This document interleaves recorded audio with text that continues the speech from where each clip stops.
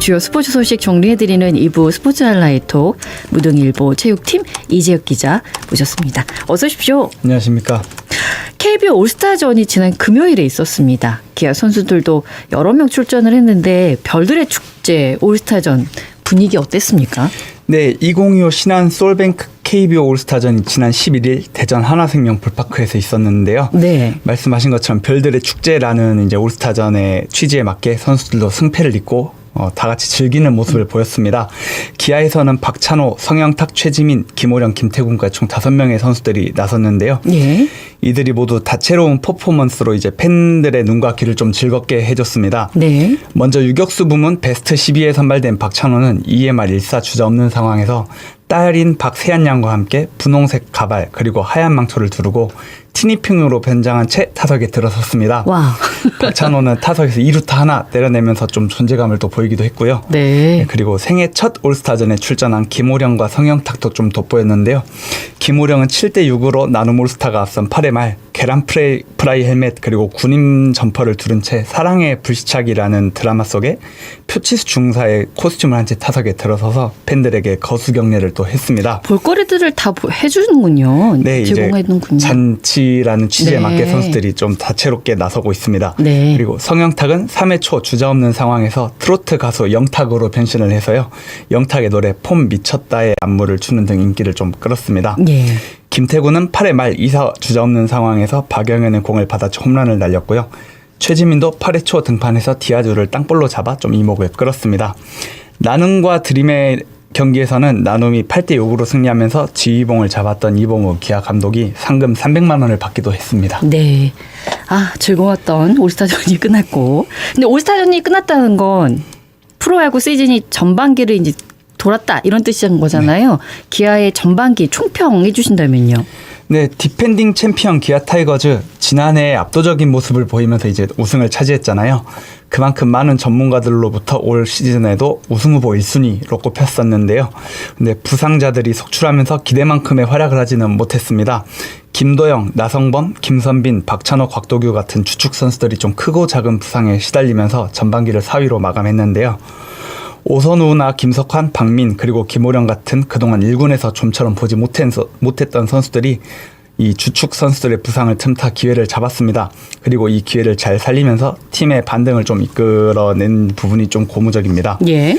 기아는 전반기 마지막 3연전에서 하나에게 스윕을 당하면서 비록 경기차가 7경기 차로 멀어졌지만 후반기에 이제 주축 선수들이 복귀라는 좀 확실한 반등 요소가 있는 만큼 기아의 후반기 기대를 좀 걸어볼 만할 것 같습니다. 예. 전반기 기아의 MVP를 꼽자면 누가 있을까요?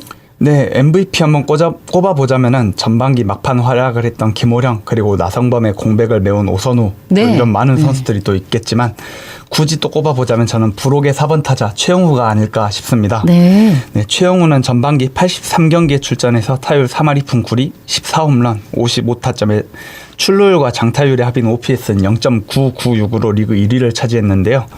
만 41세로 부록을 넘은 타자의 성적이라고는 믿기지 않을 정도입니다.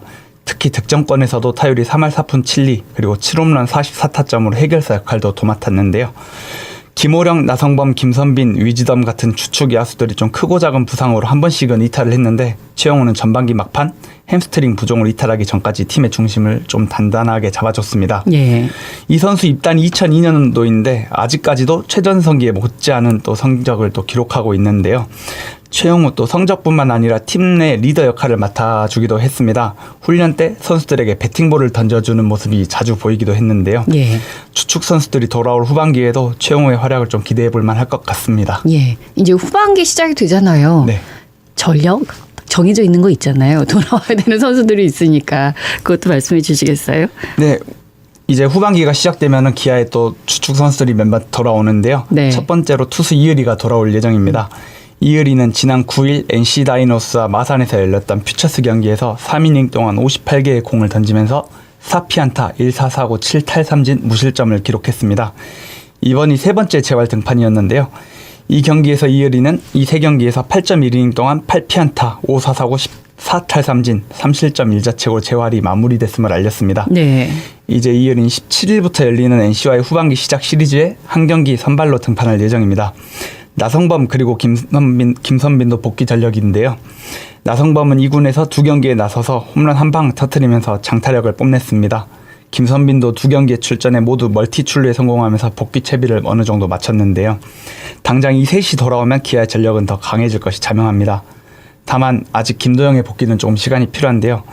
8월 중순께 복귀할 것으로 보이는데 후반기 상승 동력을 좀 갖춘 채로 기아가 상위권에 버티고 있다면 후반기 한 번쯤 또 승부를 걸어볼 만한 타이밍이 올 것 같습니다. 예. 그러니까 부상자도 이제 복귀라는 이런 희망이 있긴 한데 전반기 또 마지막에 아쉽게 부상으로 이탈한 선수들도 있잖아요. 네. 윤영철 선수, 최영우 선수 지금 어떻습니까?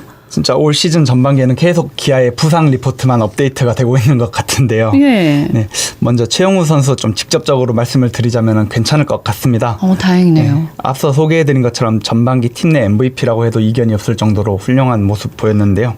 전반기 막판 하나와 3연전 첫 경기에서 주루도 중 오른쪽 허벅지에 좀 이상을 느꼈고요. 이창진과 교체가 됐습니다. 최영우는 16일 이제 재검을 받을 예정이긴 한데요. 후반기 시작과 함께 복귀는 가능할 것 같습니다.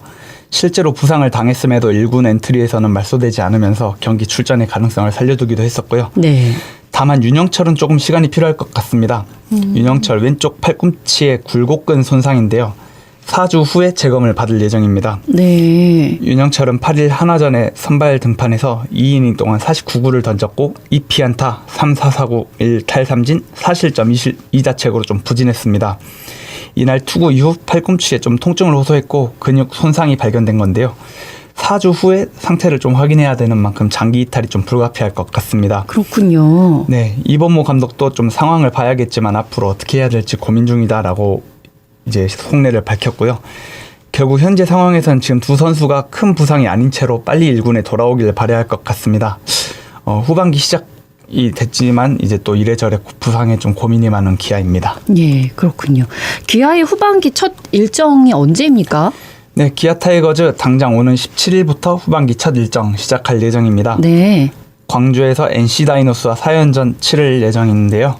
개막전에 NC와 2경기를 치렀기 때문에 이번에는 4연전으로 시리즈가 좀 진행이 될 예정입니다. 기아는 전반기 지금 45승 3무 40패 승률 0.529로 4위로 마쳤는데요. 네. 후반기에 좀 반등이 필요한 상황입니다. 이번 상대 NC 다이노스는 40승 5무 40패 승률 5할로 리그 7위입니다.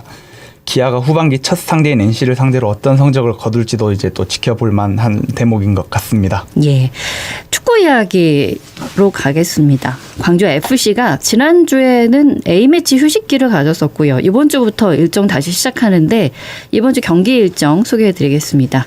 네, 프로축구 광주FC가 지난주에 좀 꿀맛 같은 휴식을 취했는데요. 이번 주에는 18일 금요일에 원정 경기 일정으로 다시 리그를 재개합니다. 18일 수원FC와 하나은행 K리그1 2025 22라운드 경기가 예정돼 있는데요. 이번 상대 수원은 3승 7무 10패 승점 16점으로 리그 11위에 이름을 올리고 있습니다. 반면 광주는 8승 7무 6패 승점 31점으로 리그 5위입니다. 광주 입장에서는 휴식 후에 첫 경기에서 기분 좋은 승리를 챙길 수 있는 절호의 기회로 볼 수 있을 것 같습니다. 네. 양 팀의 최근 3경기 맞대결에서는 1승 1무 1패로 호각세를 이루고 있는데요. 수원에서는 안데르손 그리고 사박 같은 외국인 선수들의 공격력을 좀 주의할 필요가 있겠습니다. 각각 5득점씩 올리면서 수원의 공격력을 이끌고 있는 상황인데요. 광주 역시 아사니, 헤이스 같은 외국인 선수들을 앞세워서 수원 공략에 나섭니다. 예. 경기 일정은 없었는데 선행을 했어요. 지난주에 어린이 환자의 쾌유를 위해서 전남대병원에 기부금 전달했군요. 네, 광주FC가 8일 기념 유니폼의 경매 수익금 전액을 기부하면서 지역사회에 좀 훈훈한 나눔을 실천했습니다. 네. 광주는 전남대학교 병원에서 폼폼 프린 유니폼 경매 기부금 전달식을 진행했는데요. 폼폼 프린 유니폼이 뭔가 싶잖아요. 네. 이 유니폼이 지난 5월 5일 어린이날에 홈경기에서 선보인 특별 유니폼이거든요. 폼폼 프린 유니폼. 네, 어린이들에게 좀 인기를 끌고 있는 캐릭터입니다. 네. 경기 종료 후에 이 유니폼을 경매로 판매해서 올린 수익금 전액을 이제 전남대학교 병원에 기부를 한 것인데요. 총액은 약 700만 원 정도 됩니다. 네. 광주 전남을 대표하는 국립대학병원인 전대병원에 기부를 했고요. 이는 어린이 환자들의 치료 지원 목적으로 좀 활용이 될 예정입니다. 노동일 광주FC 대표이사는 시민구단으로서 지역사회의 성원에 좀 보답을 하고 싶었고 앞으로도 사회 공헌 활동을 지속적으로 좀 이어가겠다라고 말했습니다. 예, 따뜻함에 감사를 드립니다. 동아시아 챔피언에 도전하는 홍명보 이야기하겠습니다. 내일이네요. 네. 영원한 라이벌 일본하고 한일전 치르는군요. 네, 홍명보가 내일 용인 미르스타디움에서 2025 동아시아 축구연맹 E1 챔피언십 최종 3차전에서 일본과 격돌을 합니다. 네. 이번 대회에서 나란히 2승씩 거두고 있는 두 국가가 마지막 경기에서 챔피언을 가릴 예정인데요. 예. 한국은 그동안 이 대회에서 5번 우승의 최다 우승국입니다. 2019년 이후 이번 대회에서 6년 만에 정상 탈환을 노리고 있고요. 지난 대회 디펜딩 챔피언인 일본은 2회 우승 기록 중입니다. 한국이 우승을 차지하기 위해서는 이번에 반드시 일본을 꺾어야 합니다. 일본이 골 득실 플러스 7을 기록하고 있고 한국은 플러스 5를 기록하고 있기 때문에 무승부만 거둬도 일본이 우승을 하게 됩니다. 그래서 한국은 반드시 승리를 거둬야 하는 상황이고요. 그렇군요. 네, 역대 상대 전적에서는 한국이 42승 23무 16패로 일본에 크게 좀 앞서고 있습니다. 다만 최근 10경기에서는 3승 3무 4패. 피파 국제 랭킹은 일본이 17위 그리고 한국이 23위의 이름을 올리고 있습니다.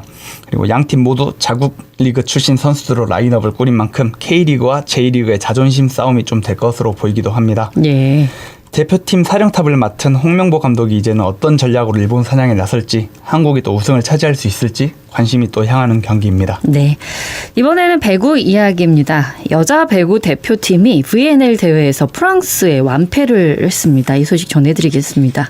네, 한국 여자 배구 대표팀이 2025 국제 배구연맹 발리볼 네이션스 리그 대회에서 초라한 성적을 기록하고 말았습니다. 네. 총 성적이 1승 11패인데요. 한국은 지난 13일 일본 자바에서 열렸던 대회 프랑스와 경기에서 세트스코어 0대 3으로 패했습니다. 이 경기 패배로 세계 랭킹이 34위에서 37위까지 하락을 했고요.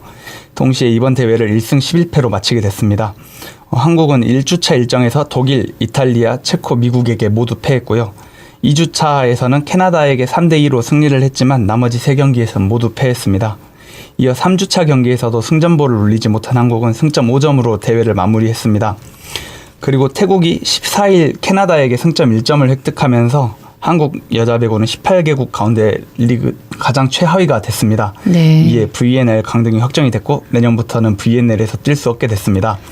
이제 한국 여자 배구는 아시아 배구 연맹이 주최하는 대회에만 출전할 수 있게 됐는데요. 좀 많은 대회에 출전하면서 최대한 많은 포인트를 쌓아야 2027년부터 다시 VNL 진입을 기대할 수 있습니다. 예. 조금 아쉬운 소식입니다. 네, 좀 그러네요. 광주 전남 아마추어 체육 이야기 해드리겠습니다. 광주 진흥중학교 야구부가 최근에 야구 대회에서 우승컵을 들어 올렸습니다. 이건 기쁜 소식이네요. 네, 광주 진흥중학교 야구부가 제29회 광주 야구인 동후회장기 중학교 야구대회에서 우승을 차지했습니다. 예. 진흥중은 지난 11일 무등야구장에서 열린 대회 결승전에서 동성중을 3대 0으로 꺾고 우승 트로피를 좀 들어 올렸는데요. 6개 중학 야구팀이 참가한 이번 대회에서 진흥중은 충장 BC를 12대 7로 이겼지만 무등 BC에게는 7대 8로 패했습니다. 네. 조별리그에서 1승 1패씩을 각 팀이 기록한 상황에서 실점이 가장 적었던 진흥중이 결국 결승에 진출을 했고요.